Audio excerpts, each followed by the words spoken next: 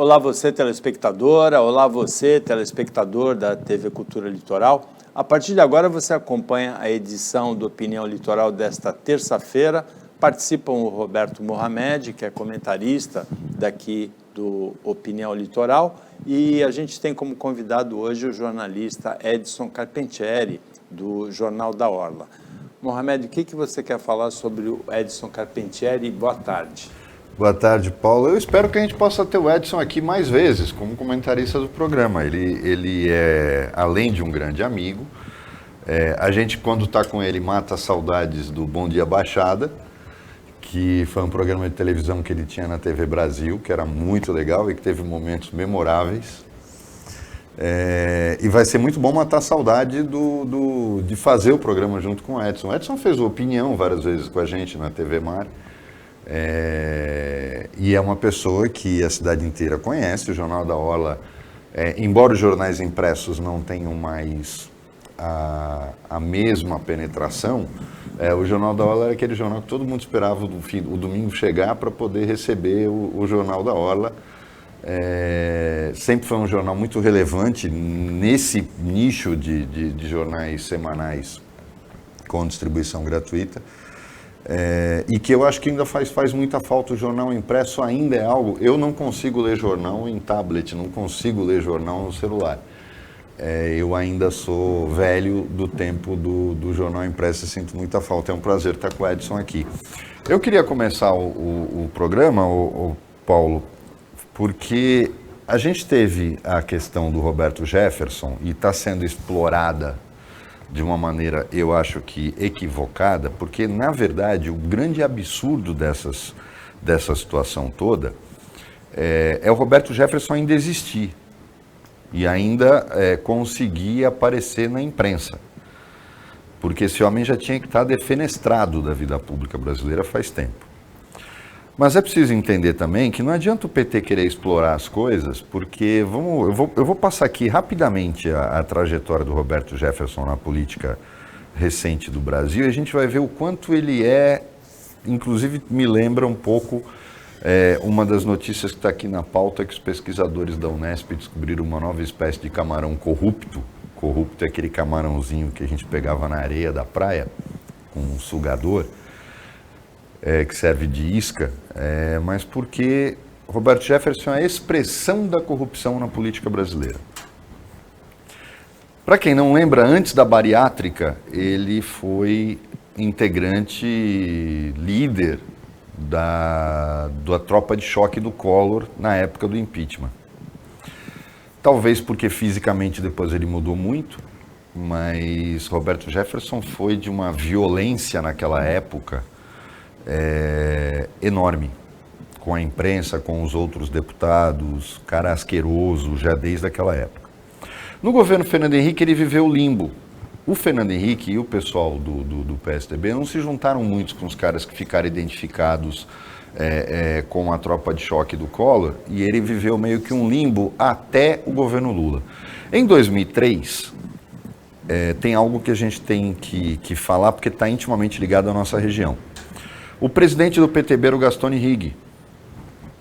E em 2003, o Cassione se elege pelo PSB, ele era do PTB, vai para o PSB porque o corte do PSB era menor, se elege, volta para o PTB antes de tomar posse, apoia o Roberto Jefferson numa manobra para tirar o Gastone, chutar o Gastone da presidência, e o Roberto Jefferson assumir a presidência do PTB e coloca o Cassione como vice-líder do governo, algo que ninguém nunca entendeu isso corretamente.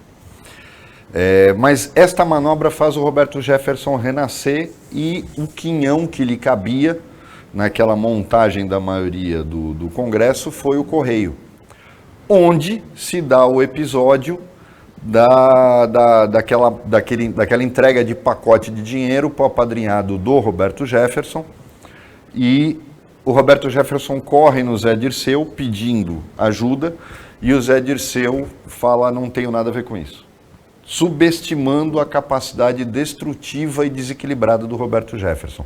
O que faz o Roberto Jefferson? Vou pro buraco, mas não vou sozinho. E denuncia o Mensalão. Não porque era um herói, mas porque é aquele bandido psicopata. Ele falou, eu vou, mas vou levar alguém comigo.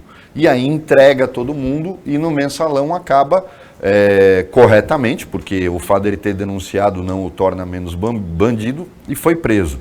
Desde aí ele não conseguiu se levantar mais, até o governo Bolsonaro ressuscitá-lo, como alguém membro da tropa de choque também do Bolsonaro nesta reeleição. A ponto de, mesmo preso em prisão domiciliar, querer se candidatar à presidência, não conseguiu, colocou aquele padre de festa junina, como disse a Soraya, o padre Kelmon, que era o seu candidato a vice, para fazer o papel ridículo que ele não poderia fazer, porque ele não ia poder no debate, porque estava com tornozeleira. Resumindo essa história do Roberto Jefferson, e fica engraçado agora ver Lula e Bolsonaro dizendo eu não conheço esse cara, o que ele fez, se fosse numa favela, se fosse na minha casa, ou de alguém aqui, a polícia tinha metralhado a casa. Tinha metralhado, não ia sobrar um vidro. Mas como era o Roberto Jefferson, e aí, inclusive, eu vou dizer aqui, eles foram inteligentes, para não provocar um fato político que pudesse ser usado contra eles, a Polícia Federal esperou a chegada de reforços para que ele acabasse se entregando. É espantoso o arsenal que ele tinha dentro de casa. Isso é uma coisa que me chocou muito, inclusive granadas. Hoje ele vai responder por outros crimes além daquele, e o Alexandre de Moraes, nessa, estava absolutamente certo, porque quem está em prisão domiciliar não pode estar na rede social. Está no Código Penal e no Código de Processo Penal há muito tempo, então não pode. Ele revogou a prisão com base num dispositivo legal, independentemente do que ele falou da Carmen Lúcia.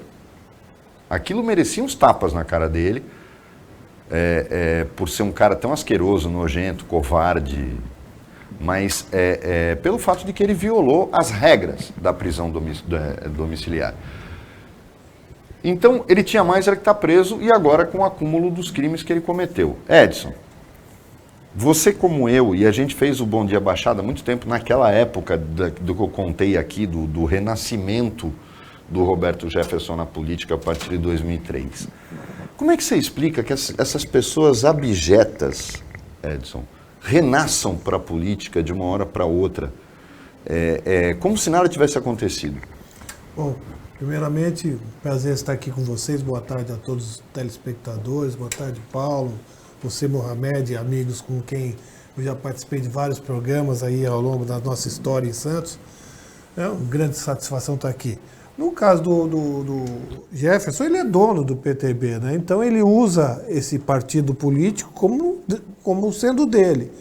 E acaba interessando alguns políticos, tipo o Bolsonaro, que ele já aprontou com o Lula, já traiu o Lula. Estava na cara que ele ia aprontar para cima do Bolsonaro. Só o Bolsonaro que não percebeu. Como estava na cara que o Dória, depois de eleito, ia ser o primeiro a se virar contra o Bolsonaro. Só o Bolsonaro que não entendeu. O Bolsonaro tem uns problemas cognitivos, né? Ele tem dificuldade de entender as coisas. Então, explica assim, o Bolsonaro é um homem limitado intelectualmente, do ponto de vista de raciocínio, e entrou nessa do Roberto Jefferson, que é um bandido, todo mundo sabe que é bandido há mais de 30 anos, né? Agora, Edson, ainda assim, primeiro tem um mistério, né? Como é que o padre Kelmon entrou na casa do Roberto Jefferson? O policial, o negociador, diz que ele entrou de forma desconhecida, né? Ele chega um cara corpulento, com uma batina, como é que ele entrou?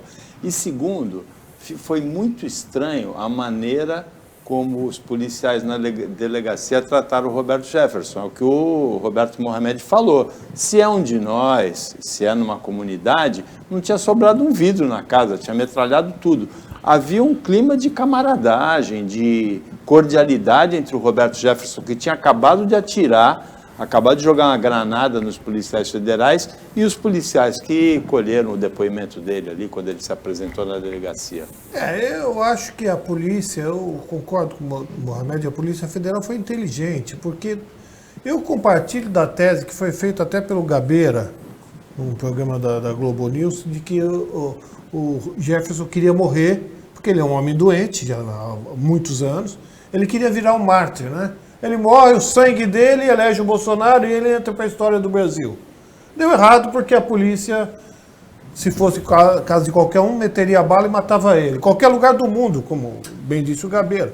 Fosse nos Estados Unidos, na Alemanha, na França, qualquer país de democracias avançadas, o cara atira granada na polícia, eles matam o cara. Não tem conversa. E é legítimo a polícia reagir.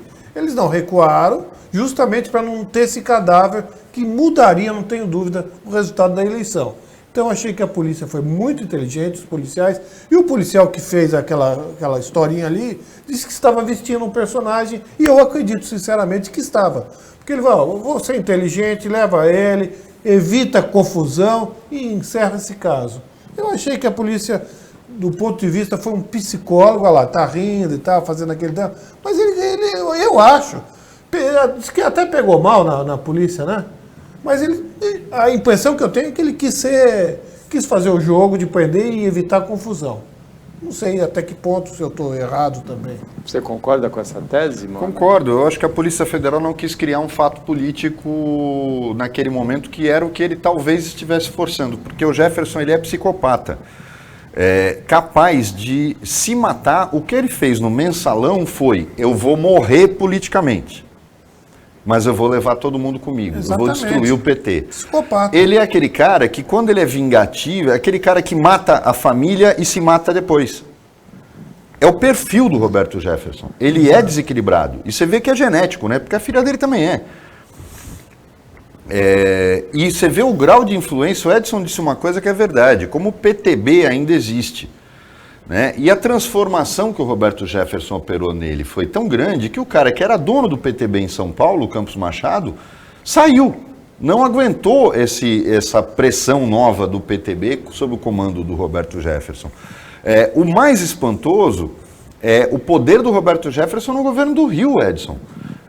As matérias mostrando os casos de funcionários, o número de funcionários fantasmas e de corrupção nas vagas do PTB no governo do Rio de Janeiro são simplesmente de arrepiar. O Fantástico mostrou no domingo. Como é que esse homem tem tanto poder ainda? Né? É uma figura tão abjeta, um psicopata desse. Porque eu tenho certeza, Edson, ele quis ser metralhado e não conseguiu. Ele pretendia isso. Vou morrer. Me parece que ele tem uma doença terminal. E ele chegou naquele momento. O cara já é um psicopata, já é um doido.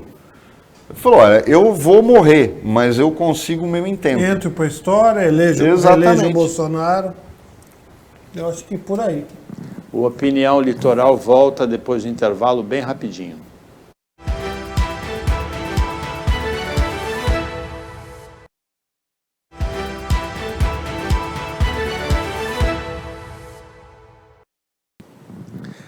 Voltando com a Opinião Litoral desta terça-feira, participam Roberto Mohamed, advogado, comentarista do programa, e a gente recebe com muito prazer o jornalista Edson Carpentieri. De vez em quando eu passo, Mohamed, uns momentos difíceis com o Edson Carpentieri, porque tem um programa chamado Zoação Futebol Clube, em que ele é o corintiano, o Paulo Henrique Cremonese é o palmeirense, o Flávio Jordão é São Paulino e eu sou o santista. Só que nesse ano de 2022 está difícil, né? Discutir com o corintiano, com o palmeirense, eu tenho que rebolar. Mas é um prazer sempre receber o Edson Carpentieri. Aí, Paulo, você veio chorar aqui justamente na última derrota aí do Santos para o Corinthians, né? Eu estava na Vila, em companhia, foi um jogo que eu nunca vou esquecer. Eu não consegui entrar na cadeira cativa, minha carteirinha quebrou, e eu entrei no camarote aquele camarote térreo, né, no nível do campo, e assisti em companhia, imagina, do Abel, ponta esquerda do Santos da década de 60, do Edu, ponta esquerda também, o Clodoaldo, Edu e o Clodoaldo tricampeões do mundo, Manuel Mari Lima. Eu assisti apesar do Santos ter perdido, foi uma experiência inesquecível para mim. Assistir no mesmo camarote dos 5 foi uma coisa assim que eu vou guardar realmente no coração. Agora, Mohamed, a Prefeitura de São Vicente anunciou transporte gratuito para os eleitores no domingo. O Supremo Tribunal Federal autorizou que as prefeituras façam isso. Tem até isso virou polêmica nessa eleição. O voto é obrigatório, então pode ser até natural que as prefeituras deem o transporte gratuito. Mas veja, tem gente contra, acha que beneficia o Lula. O governador de Minas é contra, mas a prefeitura de Belo Horizonte vai dar o transporte gratuito, várias cidades do interior de Minas. As cidades da Baixada tinham anunciado na semana passada que não tinha transporte gratuito. São Vicente mudou, Santos está estudando mudar, e São Paulo também ontem anunciou o transporte gratuito no domingo. Porque, na verdade, vamos lembrar um pouquinho, quem é bolsonarista mostra mais uma vez que é imbecil. Normalmente, o bolsonarista fanático é imbecil tanto quanto o petista fanático é imbecil. Porque todo fanático é imbecil. Na ditadura militar, que os bolsonaristas enobrecem tanto, estava na lei, não se pagava ônibus no dia da eleição. Porque o voto é obrigatório, o raciocínio é lógico. O direito, eu nunca vou esquecer esta lição de um grande professor que eu tive.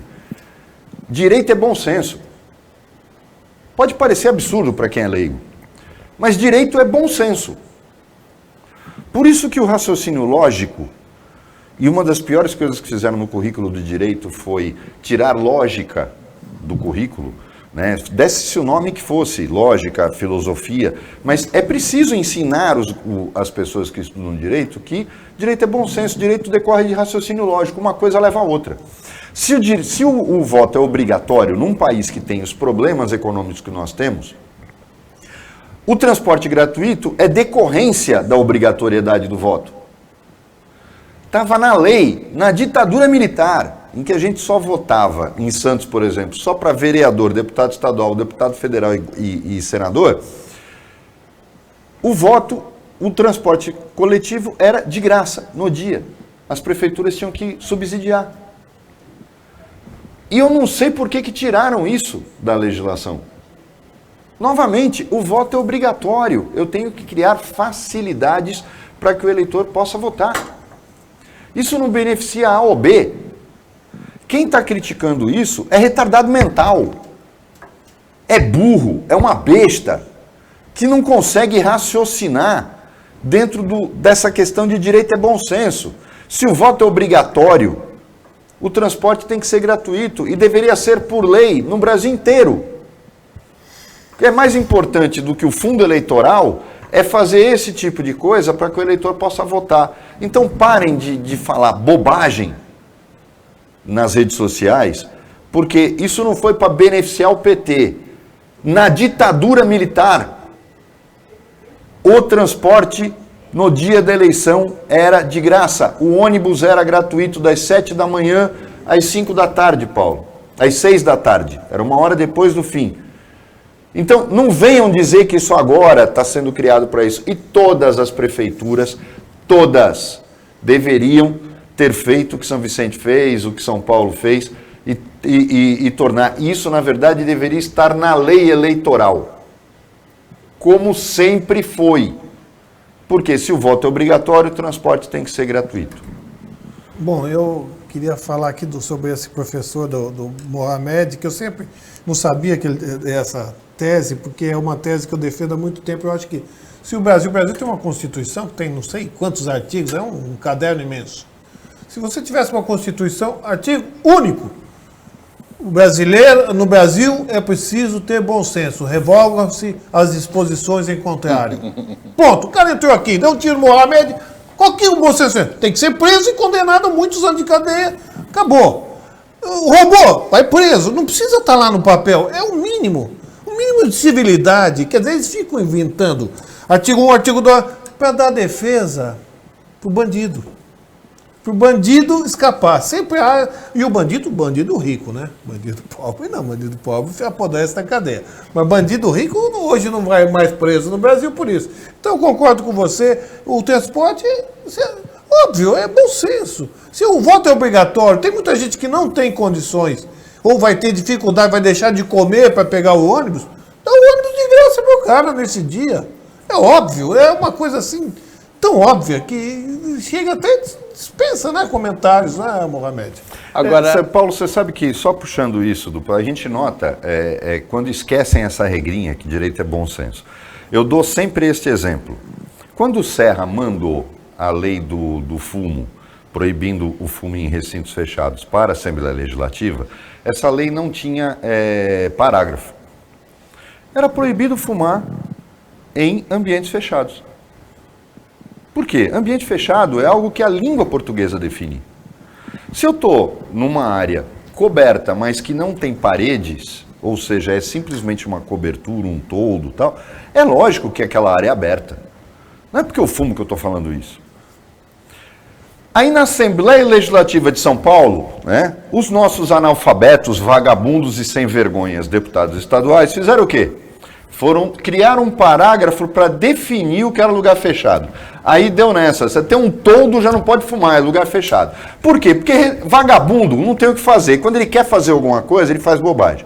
Aí, quando a Dilma preparou a medida provisória, que depois virou a lei do antifumo federal, o que ela fez?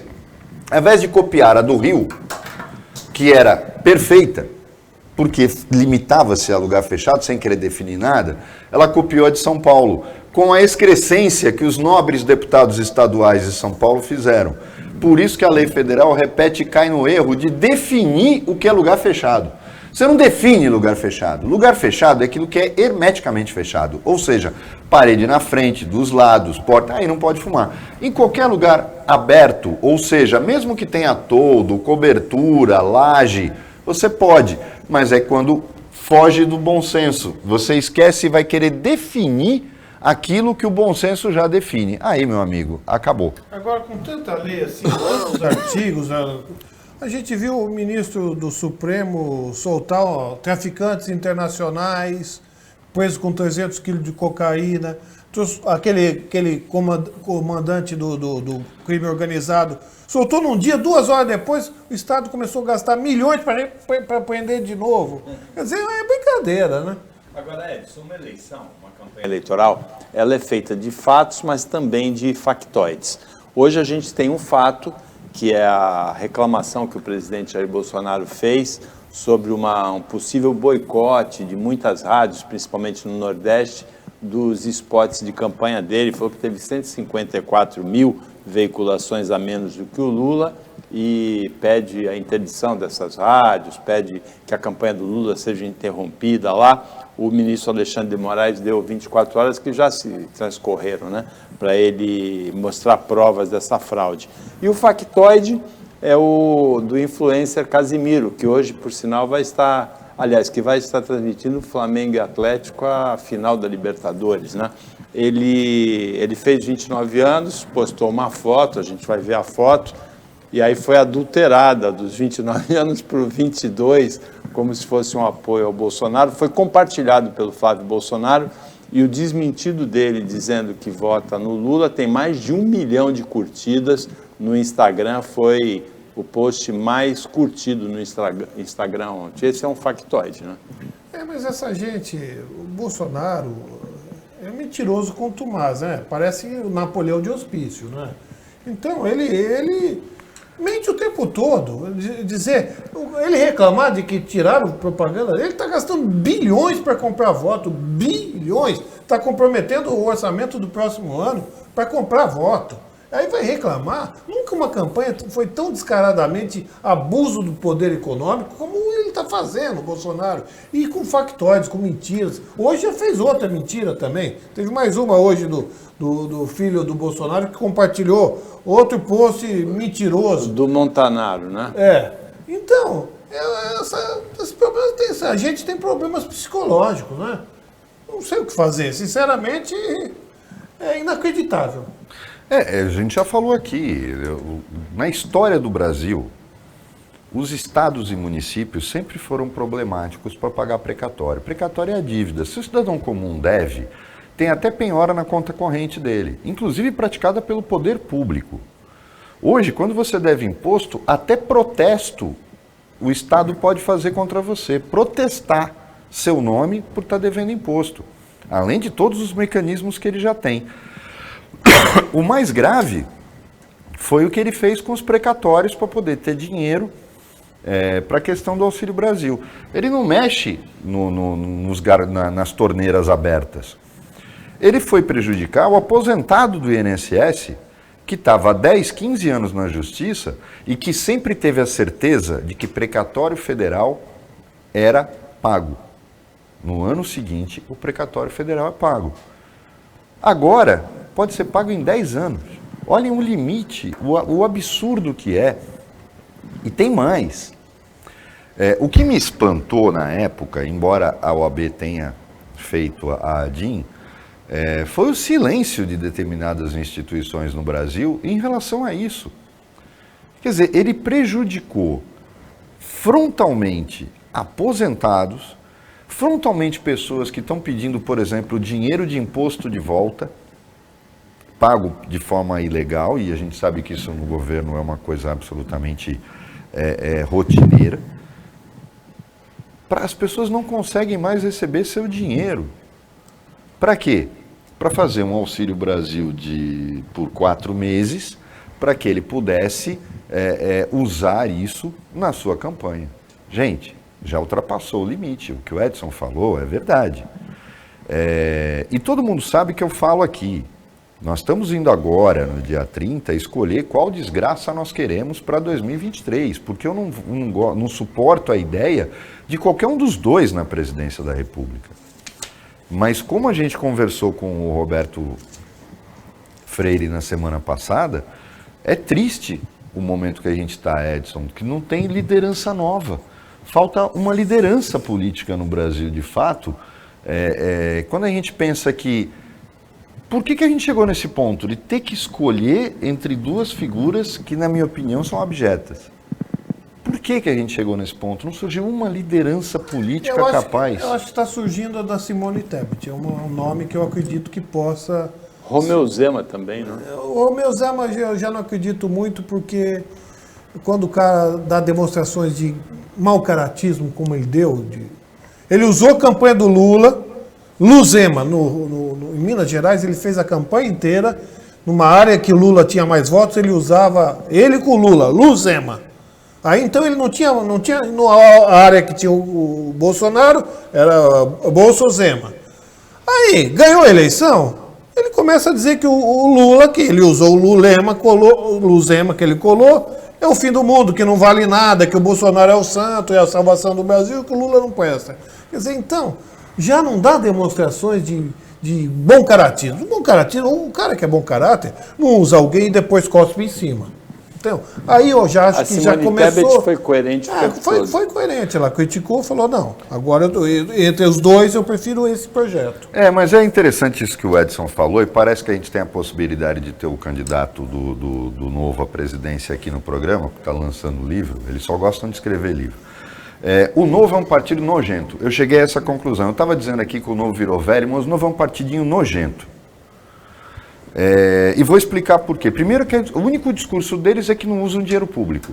Os caras vivem no mundo da lua. Primeiro, a maioria é empresários. Tudo milionário. Tudo milionário, que não está nem aí, ganham muito dinheiro, inclusive muitos deles com política, corrompendo políticos.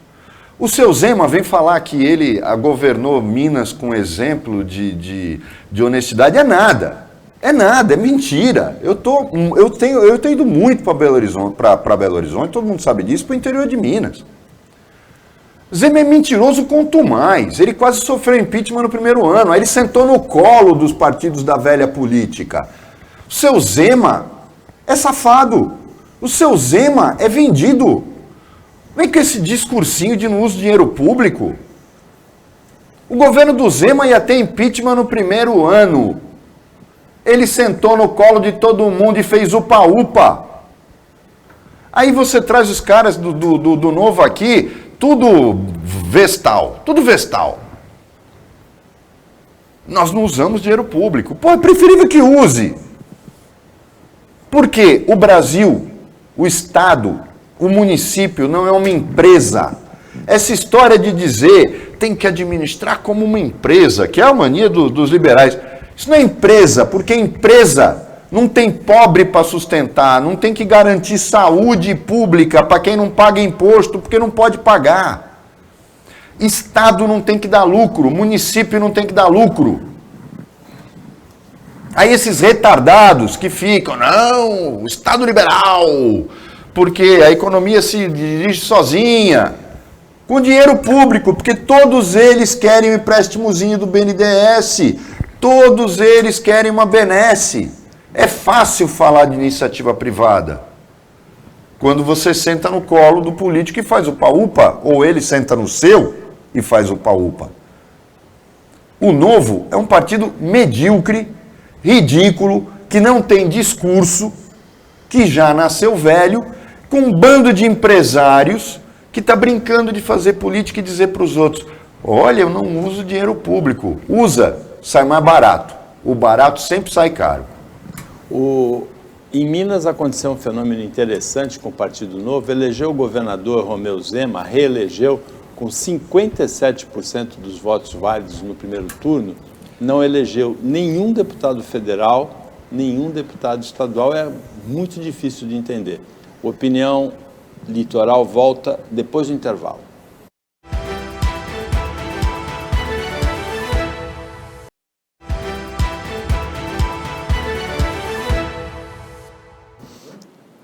Voltando com a Opinião Litoral, agora é o último bloco, participam hoje o Roberto Mohamed, advogado, comentarista do programa, e o jornalista Edson Carpentieri. Tem muita gente que acredita em pesquisa, tem muita gente que não acredita em pesquisa. Eu acredito em pesquisa, só que eu não acho que pesquisa tem obrigação de antecipar, de prever resultado de eleição, inclusive porque ela afeta o resultado. Muita gente orienta o voto por conta da pesquisa. Eu vou anular o voto, não, mas o Lula está na frente, vou votar no Bolsonaro. Ou o contrário, eu vou anular o voto, não, mas o Bolsonaro está na frente, eu vou votar o Lula. A pesquisa afeta a eleição de todas as maneiras. Ela orienta, ela esclarece, ela informa o eleitor. A pesquisa IPEC mostrou, anunciada ontem, mostrou o ex-presidente Lula com 50%, Bolsonaro com 43%, em votos válidos, Edson, 54 a 46, 8 pontos de diferença. E hoje saiu uma nova pesquisa IPESP, não, que é outro instituto, que dá a diferença de 53 em votos válidos a 47, um pouquinho menor, 6 pontos de diferença. Então, uma dá 8, né, Paulo? 8 no votos válidos e outra dá 6. Mas então, dentro da margem de erro. Aparentemente, o Lula tem uma pequena vantagem, que não é tão pequena assim, 6 pontos, vai. As pesquisas indicam uma vantagem entre 4 e 8 pontos. 4 pontos já são quase 6 milhões de votos, é o que ele teve no primeiro turno. Então, mas acontece o seguinte, quando você reduz 1% do adversário, no confronto direto é 2 que diminui. Chama atenção, Mohamed, o seguinte, o avanço na pesquisa IPEC, que é inteligência em pesquisa e consultoria, mas muita gente chama de burrice em pesquisa e consultoria, quem discorda do IPEC. O avanço do Lula na classe mais jovem, entre o eleitor de 16 a 24 anos, ele tinha 53% e nessa pesquisa ele avançou para 59% do voto da garotada. Porque a garotada está vendo, primeiro que eles são muito mais inteligentes do que nós. E são movidos por emoção. E é justamente aí que entra o grande problema, né? E eles estão tendo uma visão, sinceramente, eu vejo amigos, alguns têm síndrome de Peter Pan, não cresceram até hoje, mas eu vejo postando cada bobagem no Instagram, que aí eu fico me perguntando, será que esses caras não têm noção do que estão postando? Porque uma coisa é eu querer votar em alguém, cara, você está exercendo o seu direito livre ao voto, mas não fale bobagem o tempo todo. Eu não brigo com amigo meu nenhum, eu não respondo postagem de ninguém, não comento, porque eu não sou juiz da vida de ninguém. Mas é ridículo ver certas coisas, como, por exemplo, você comparar uma idiota que trabalha na Globo News, que ofende a filha do presidente, se referindo à forma como ela veste, com o Roberto Jefferson falando da Carmen Lúcia. Só um débil mental acha que as coisas são iguais. E você descontextualiza as coisas fazendo isso. E o jovem, por mais que ele tenha, que as pessoas possam até rir desse tipo de voto, ou não entender como eles pensam, eles são movidos por emoção. E quem realmente capta a emoção é o Lula. É como eu disse aqui, não se trata de você ser lulista ou bolsonarista, mas o Bolsonaro e as pessoas que o cercam são aquelas pessoas que não têm a menor noção, e aí entra uma coisa que o Brasil precisa ser estudado. O Brasil é o único país do mundo que tem rico de esquerda e pobre de direita. O governo Bolsonaro é amado por quem tem dinheiro, pela elite. E realmente, eu comecei a olhar certas coisas, o discurso de que ele melhorou algumas coisas foi excepcional, para rico. Para rico. Ele simplificou coisas assim, excepcionais para quem tem dinheiro. Mas não tem a menor empatia com o pobre. A começar pelo seu ministro da Fazenda. Parece que as pessoas esquecem que aquilo que o Lula está batendo no programa dele, ele ficou indignado numa entrevista coletiva de que o filho do porteiro do prédio dele fazia medicina. Ele disse isso, não foi nota publicada na imprensa. Ele disse isso incomoda o Paulo Guedes. Não, Mohamed, não é só o Paulo Guedes. Uma parte considerável da elite brasileira é perversa. É canibal, no sentido de que é tudo para ela, que não aceita que o filho da empregada doméstica viaje no mesmo avião que ele. Não aceita. Você tem que andar de carroça, meu filho, você é pobre. Então, esse tipo de mentalidade, que é um capitalismo do século retrasado, quando começou o capitalismo, é muito atrasado. As pessoas direitos humanos, direitos civilizatórios, eles não aceitam. Então, o Paulo Guedes representa essa parcela, não tenha dúvida disso. Agora, Edson, tem também, e é muito interessante, um conflito de gerações, que se traduz nessa questão do IPEC.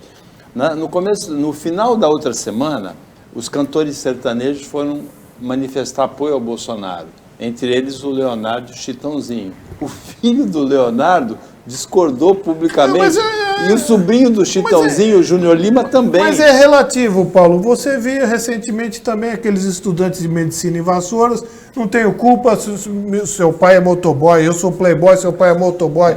Quer dizer, então, se o milionário tem um filho, ele fica criando com aquele comportamento, que eu diria chega a ser quase que fascista ou nazista, aquele comportamento de guerra de classe, de que pobre tem mais é que se danar mesmo, ele vai passar esses valores para o filho. Então, parcela considerável da classe mais alta, tem muito empresário bacana, muito empresário, mas não é no nível que você vê em outros países. A nossa elite é muito retrógrada. Agora, Mohamed, para terminar o programa, tem uma notícia muito interessante. Pesquisadores da Unesp, do campus Litoral Paulista, identificaram aquele camarão que todo mundo aqui no litoral conhece, o camarão corrupto, aquele que se tira, né, com o sugador, como você disse, da areia, que é uma espécie diferente da conhecida nos Estados Unidos.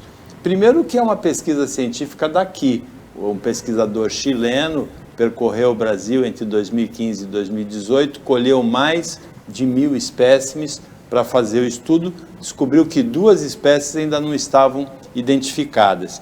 Segundo, que esse apelido, camarão corrupto, ele foi dado a esse bichinho, que é um crustáceo, né? Um invertebrado. Na verdade ele não é bem um camarão, ele é um lagostim, ele é um mini lagostim. Mini lagostim, que é um crustáceo, o lagosta e o camarão são crustáceos.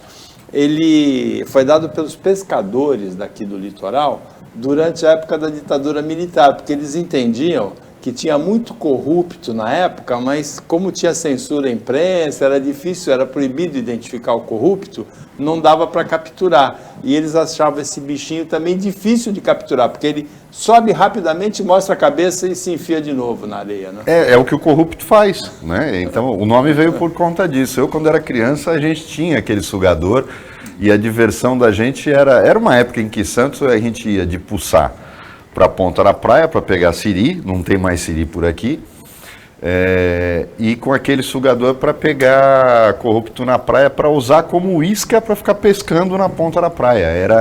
Era a cadeia produtiva de uma Santos completamente diferente. Que as pessoas dizem que eu sou saudosista, mas é muito triste que a gente tenha visto o que restou disso tudo na nossa cidade. E Paulo, sobre isso eu queria estar encerrando o programa, dizer o seguinte... Não, ainda tem 3 minutos. Não, nesse momento de dificuldade, de guerra que a gente está vendo, duas vertentes, ânimos exacerbados, destacar uma pesquisa feita na Universidade de Harvard, um estudo que demorou anos, entre os jovens, que mostrava o que fazia o jovem feliz. E o jovem, aqueles que estavam na Universidade de Harvard, todos bem. Então, os resultados foram surpreendentes. Não era o dinheiro que eles tinham, o carro bonito que eles tinham, a capacidade sexual de ter vários relacionamentos, ser o bacana, nada disso.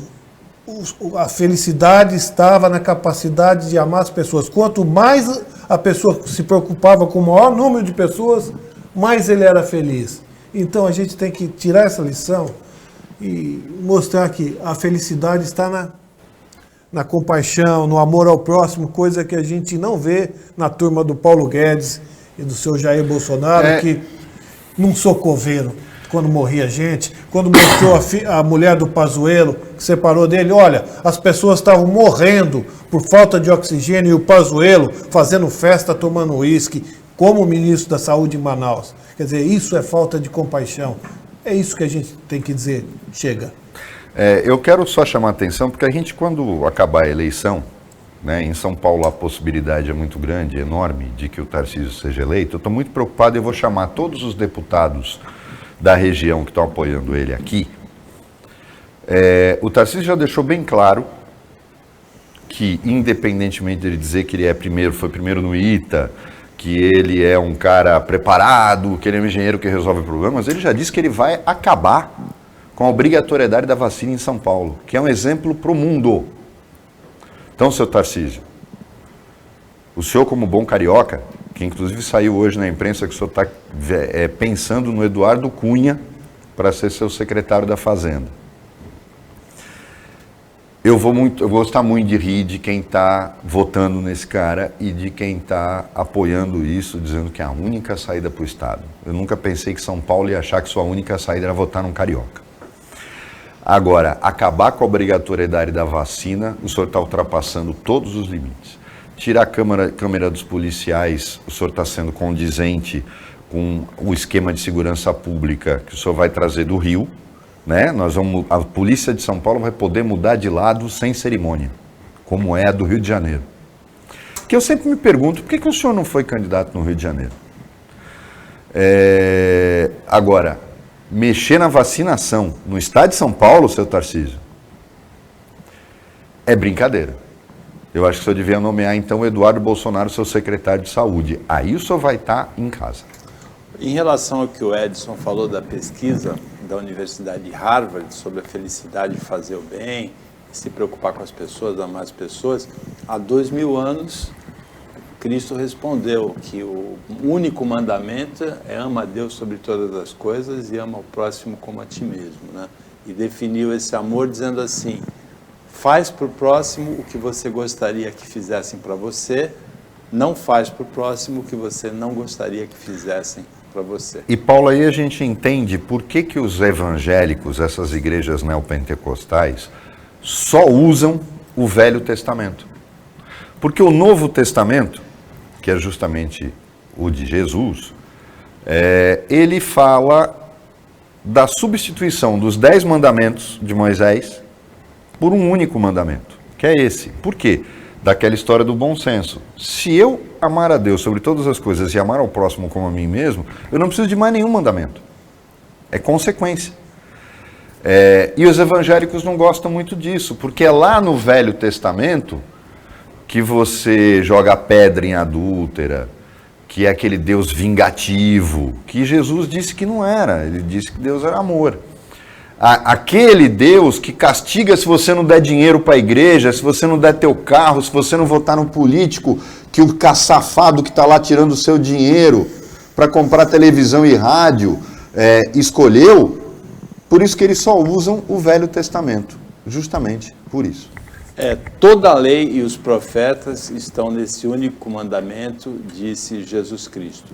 Chegamos ao final do Opinião Litoral desta terça-feira, agradecendo a participação do Mohamed e do Edson Carpentieri. Edson Carpentieri, boa sorte na continuidade da carreira.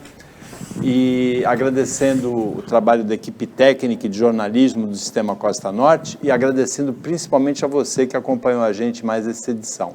Até amanhã, nesse mesmo horário de 1h20, depois do horário eleitoral gratuito na hora do almoço, pouco depois da meia-noite na reapresentação, e uma ótima terça-feira para você que você merece.